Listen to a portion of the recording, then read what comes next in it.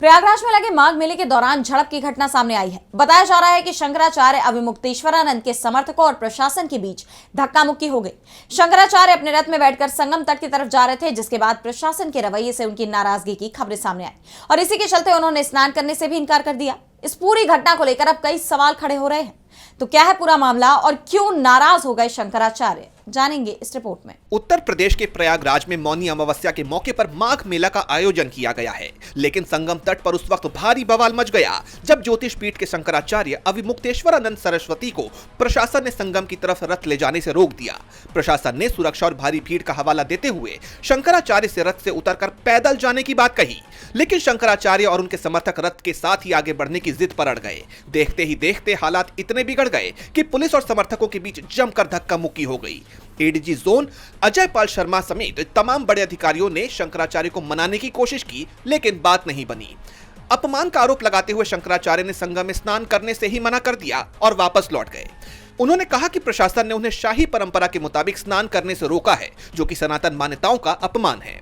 इस विवाद के बीच शंकराचार्य के उस पुराने बयान ने एक बार फिर तूल पकड़ लिया है, जिसमें उन्होंने बीजेपी सरकार को निशाने पर लिया था। हाल ही में काशी में मणिकर्णिका घाट पर हुए बुलडोजर एक्शन पर नाराजगी जताते हुए शंकराचार्य ने कहा था, इस सरकार ने वाराणसी में 150 मंदिर तोड़ दिए, जिनमें से कई 600 से 1000 साल पुराने थे। बीजेपी का हिंदुत्व नकली है और आज धर्म के ठेकेदार इस विनाश पर चुप क्यों हैं?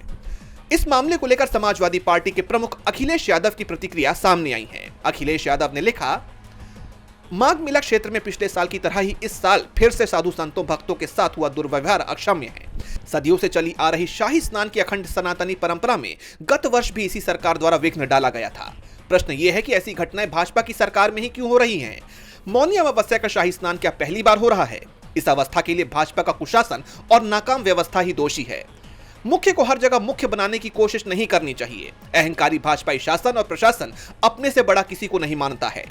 अब क्या इस दोष को भी एआई पर मढ़ेंगे? यदि उत्तर प्रदेश के गृह सचिव मनमानी कर रहे हैं तो भी गलत है, और अगर किसी के निर्देश पर कर रहे हैं तो और भी गलत है। जांच हो, घोर निंदनीय। शंकराचार्य के साथ हुए इस व्यवहार और उनके कड़े रुख ने सियासी गलियारों में हलचल पैदा कर दी है। एक तरफ जहां माघ मेले में करोड़ों लोग डुबकियां लगा रहे हैं, वहीं शंकराचार्य का प्रशासन से टकराव और बिना स्नान किए लौटना कई सवाल खड़े कर रहा है। विपक्ष अब इस मुद्दे को लेकर बीजेपी को घेर रहा है कि जो सरकार खुद को धर्म का रक्षक बताती है, उसके राज में शंकराचार्य को अपमानित होना पड़ रहा है। कुल मिलाकर संगम तट पर हुआ ये बवाल अब सिर्फ एक प्रशासनिक मुद्दा नहीं रह गया है, बल्कि इसने अब राजनीतिक रंग भी ले लिया है। इस पूरी घटना को लेकर बीजेपी की तरफ से कोई प्रतिक्रिया सामने आती है या नहीं, और शंकराचार्य की नाराजगी दूर होगी या नहीं, ये देखना होगा। डीबी लाइव की रिपोर्ट।